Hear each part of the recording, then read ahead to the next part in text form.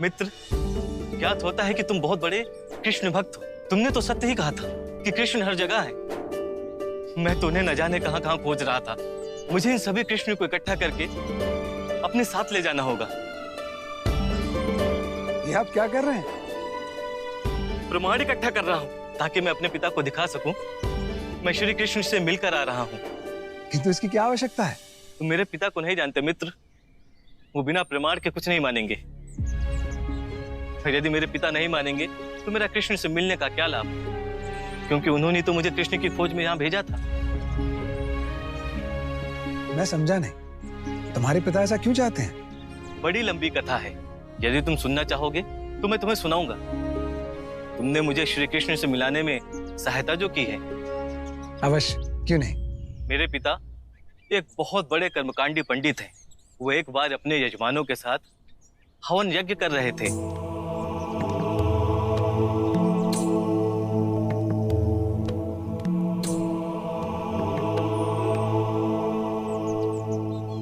लोग समझते क्यों नहीं? ईश्वर भक्ति से मिलते हैं, कर्मकांड से नहीं। यजमान, यज्ञ पूर्ण हुआ, किंतु ईश्वर प्राप्ति के लिए आपको 51 ब्राह्मणों को भोज और उन्हें गोदान और अन्नदान देने का संकल्प करना होगा। पिताश्री, आपको यह दान अपने लिए चाहिए या कि ईश्वर के लिए? भरत, तुम क्या सी मूर्खतापूर्ण बातें कर रहे हो? ब्राह्मण जो कुछ भी मांगता है ईश्वर के लिए मांगता है। आपके कहने का अर्थ है कि ईश्वर हमारा पालन नहीं करते, हम ईश्वर का पालन करते हैं। ईश्वर भले ही हमारा पालन करता है, लेकिन यजमान जो हमें देते हैं उसका एक भाग ईश्वर को समर्पित करना चाहिए। क्यों? श्रद्धा स्वरूप। किंतु जो ईश्वर को चाहिए ही नहीं, वो हम उन्हें देकर अपनी श्रद्धा क्यों दिखाते हैं? तो क्या तुम्हें इससे भी अच्छी विधि क्या थे भगवान के प्रति श्रद्धा दिखाने की? ईश्वर तो केवल भाव के भूखे हैं। यदि उन्हें कुछ अर्पित ही करना है तो हमें अपनी भक्ति अर्पित करनी चाहिए। ईश्वर को इन कर्म कांडों की आवश्यकता नहीं है। आपके पुत्र सत्य कह रहे हैं। आपने हमारी आंखें खोल दी। अब हम भक्ति के द्वारा ही ईश्वर को प्राप्त करने का प्रयास करेंगे। अरे यजमान रुकिए, अरे रुको।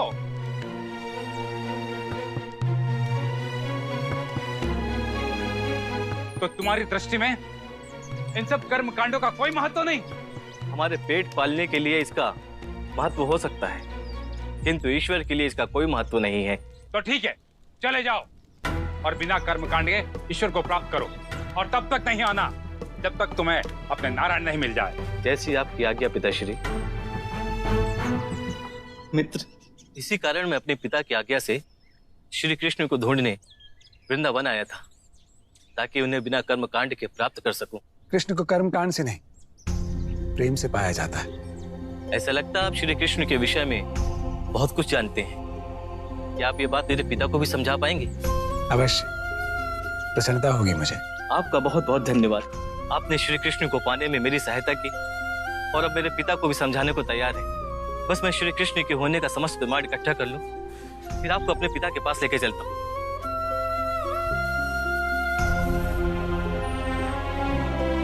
जग भरत, एक समय था जब तुम्हें सामान्य रूप में ही हर कण कण में मेरे दर्शन होते थे।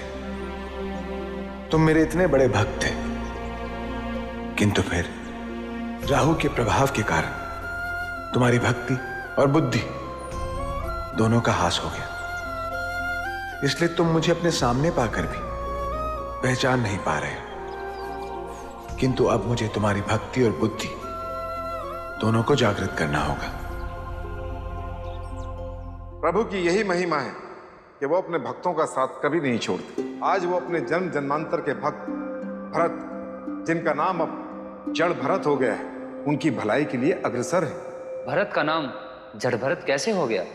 इंद्रदेव, भरत पूर्व जन्म में स्वयंभू ऋषभ देव के पुत्र थे और राहु के प्रभाव से इनका ज्ञान अवरुद्ध हो गया था और वो जड़वत हो गए थे, इसलिए वो जड़ भरत कहलाए। किंतु अपने पुण्य कर्म के कारण इनका ये जन्म पुनः ब्राह्मण कुल में हुआ है। गुरुदेव, एक प्रश्न सदैव मेरे मन में रहता है कि मनुष्य के कर्मों का फल उन्हें अगले जन्म में क्यों मिलता है?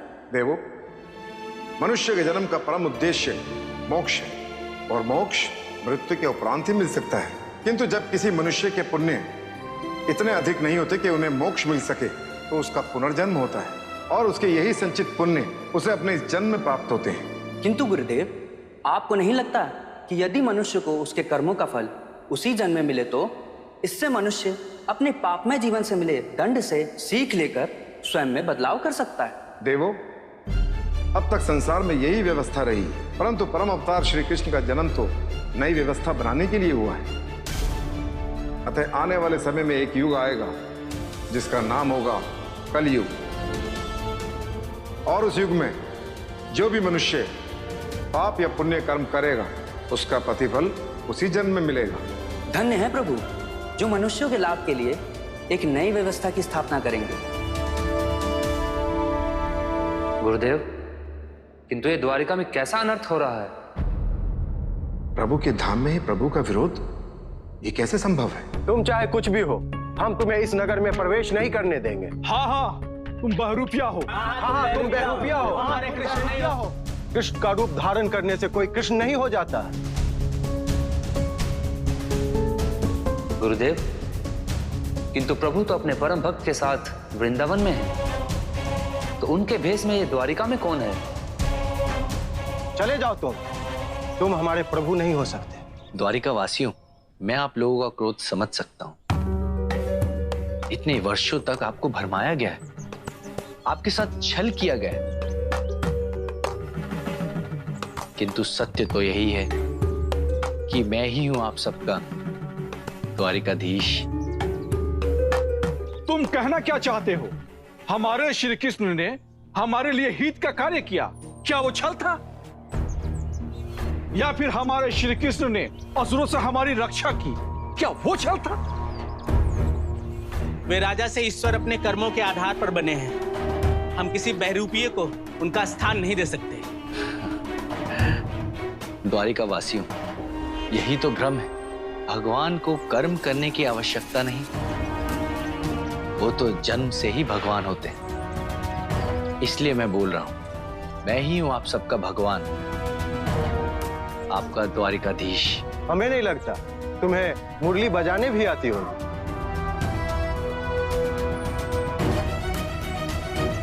मुझे ज्ञात है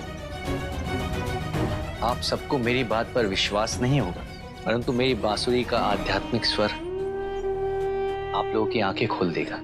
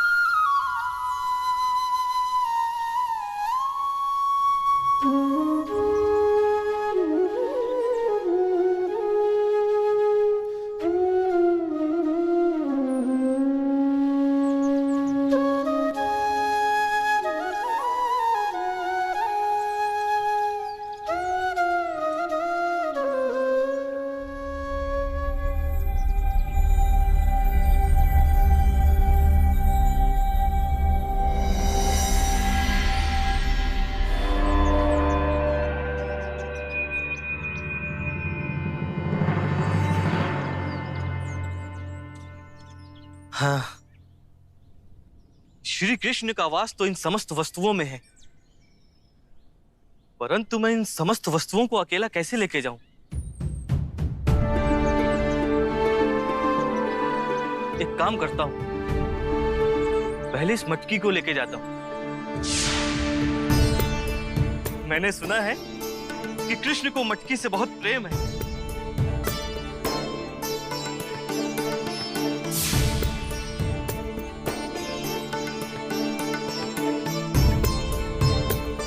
किंतु इस बैलगाड़ी के पहिए में वास करने वाले कृष्ण को कैसे छोड़ दूं?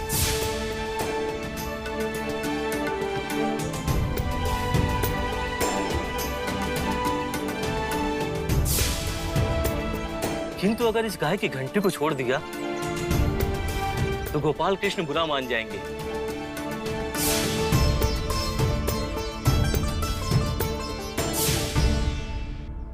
किसको छोड़ूं और किसको साथ लेके जाऊं? क्योंकि कृष्ण तो कण कण में व्याप्त है और मैं अकेला। अब मैं क्या करूं?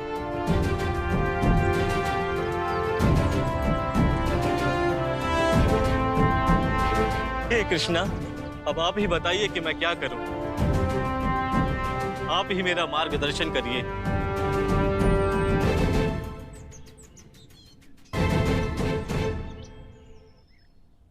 क्या हुआ मित्र?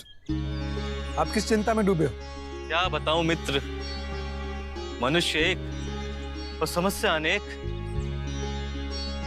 पहले एक कृष्ण नहीं मिल रहे थे, अब इतने सारे मिल गए हैं कि समझ में नहीं आ रहा है कि इन सारे को पिता के पास कैसे लेके जाऊं मैं। तुम सच में बहुत बोले हो। तभी तो पिता मुझे जड़ कहते हैं और ये संसार जड़ भरत। जड़ भरत, यदि मैं कण कण में हूं तो तुम्हारे भीतर भी तो हूं, किंतु तुम इस सत्य को समझ ही नहीं पाए। देखा, तुम भी चिंता में पड़ गया ना मित्र। ये कार्य है ही ऐसा, कितने सारे कृष्ण को एक साथ ले ही नहीं जा सकते। किंतु मित्र, एक मार्ग है। चाहे आप कुछ कहें अथवा नहीं, परंतु अब आपकी आत्मा स्वयं ये कह रही होगी कि मैं ही हूं आपका वास्तविक द्वारिकाधीश। मैं ही हूं आपका पौंड्रिक वासुदेव। यदि आप श्री कृष्ण हैं, तो फिर इतने दिनों से हम जिसे श्री कृष्ण मान रहे थे वो कौन है? एक छलिया। किंतु हमें तो श्री कृष्ण में छल जैसी कोई बात ही नहीं दिखी। यही तो छल है। यदि वो ऐसा नहीं करता तो क्या आप लोग उस पर विश्वास करते? किंतु आज तक श्री कृष्णा ने सदैव हमारे कर्मों के उचित फल दिए हैं। कर्मों के फल कोई देता नहीं, वो तो मनुष्य को स्वतः ही प्राप्त हो जाते हैं। यही विधि का विधान है। भगवान तो वो होता है जो विधान के ऊपर जाकर ही अपने भक्तों की सेवा करे।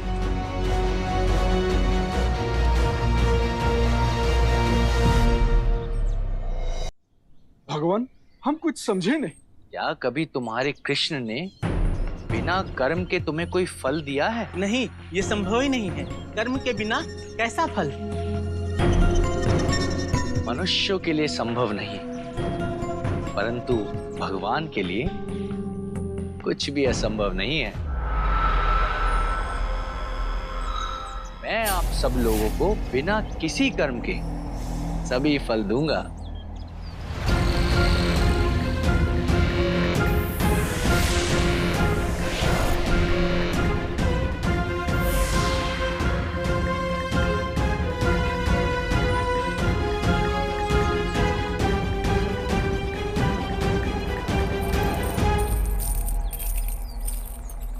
आकाश से स्वर्ण वर्षा।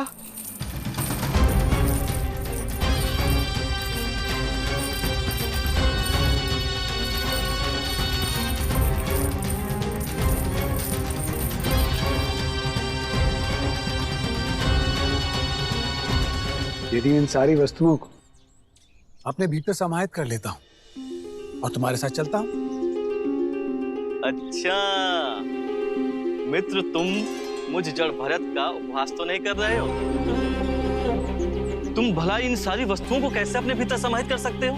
कृष्ण भक्त हूं और कृष्ण भक्तों के लिए सब कुछ संभव है। अच्छा ठीक है, तुम इन सारी वस्तुओं को अपने भीतर समाहित करो और मैं देख के आता हूं कि कहीं कोई वस्तु छूट तो नहीं गई है। ठीक है? हे वृंदावन की वस्तु, मैं आप सभी को स्वयं में समाहित करता हूं।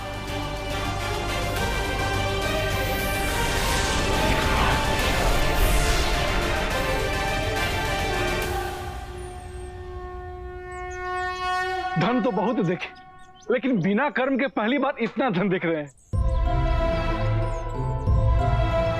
अब तो आप लोगों को विश्वास हो गया होगा कि संसार में भगवान वही है जो बिना मांगे दे। सत्य कहा भगवान आपने। मांगने पर तो कोई भी दान दे सकता है, लेकिन बिना मांगे सिर्फ भगवान ही दे सकते हैं। भगवान पौंड्रिक की, भगवान पौंड्रिक की, वासुदेव पौंड्रिक की। अभी तो मैंने केवल द्वारिका वासियों का मन जीता है, किंतु अब वो दिन दूर नहीं जब इस द्वारिका के सिंहासन पर मैं बैठूंगा और ये धर्म नगरी मेरी होगी और मैं कहलाऊंगा पौंड्रिक भगवान।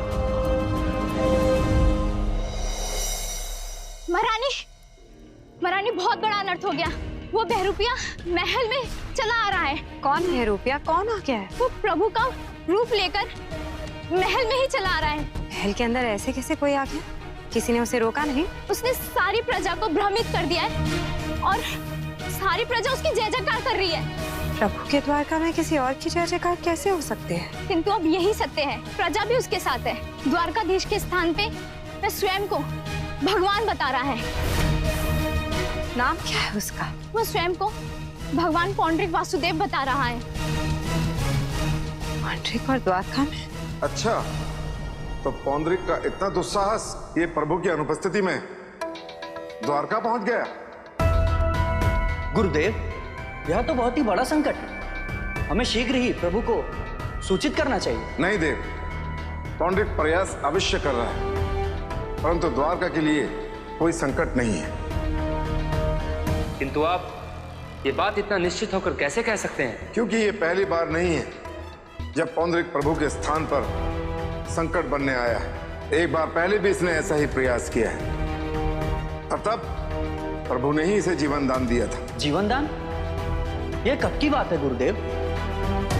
इस विषय में जानने की हमें अत्यंत उत्कंठा है। ये तब की बात है जब प्रभु अपने बाल रूप में वृंदावन में वास करते थे।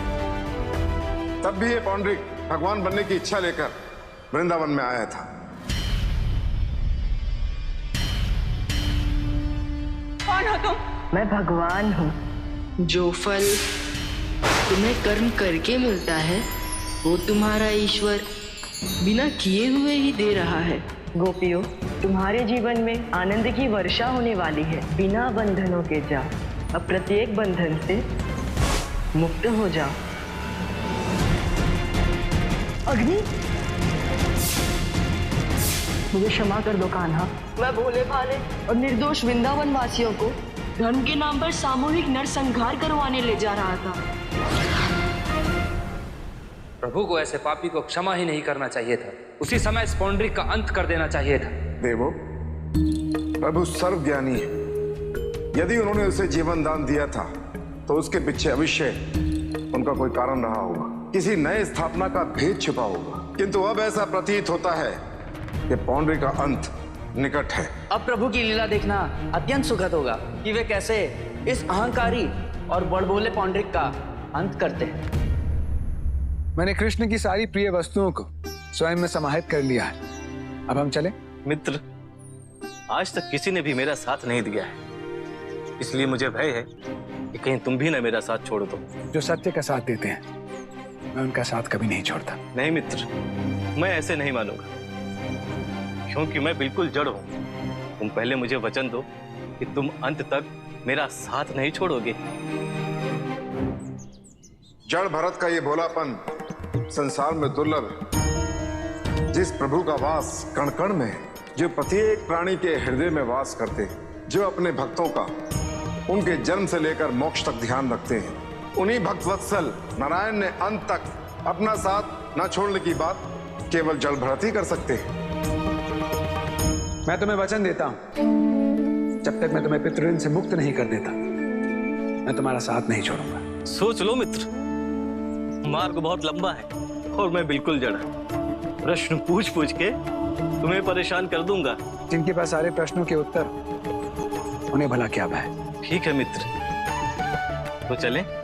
जट भरत, अभी मुझे एक और वचन पूर्ण करना होगा, और वो ये कि जब तक तुम्हारी ये जट बुद्धि जट भक्ति में नहीं बदल जाती, मैं तुम्हारा साथ नहीं छोड़ूंगा।